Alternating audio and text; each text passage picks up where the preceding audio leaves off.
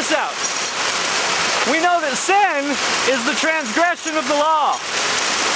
So every time you break the law, boom, you sin. And that makes you a sinner. But God tells us in His Word, what we need to do is lay aside every weight and the sin which so easily besets us, so that we can run the race with patience that is set before us. So let's do that. Let's set aside our weight and our sin, and we gotta run with patience. And how do we do that? Now, I know what you're saying. Hey Daniel, that's impossible. And you know what? I think you're right. That is impossible with man. But not so with God, because you see, with God, all things are possible. Yeah? But see, here's what God does for us. Not only does He remove the weight of the sin from us, but then He takes it and He puts it as far as the east is from the west. And that's a really, really far way.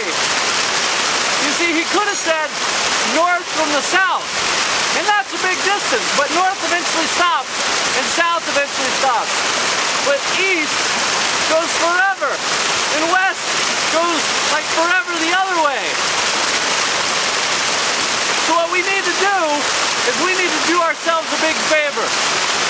After God does all the work for us and removes the sin from us and counts us as righteous, we don't need to be like the dog that returns to his own vomit.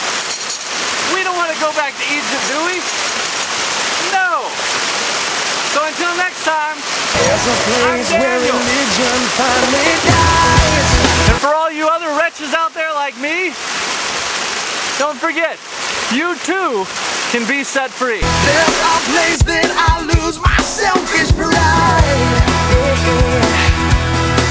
Who is dancing with my Father God in fields of grace.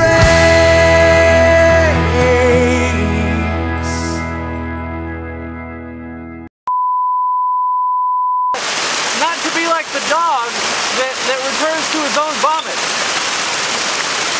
Holy cow. Nobody's perfect.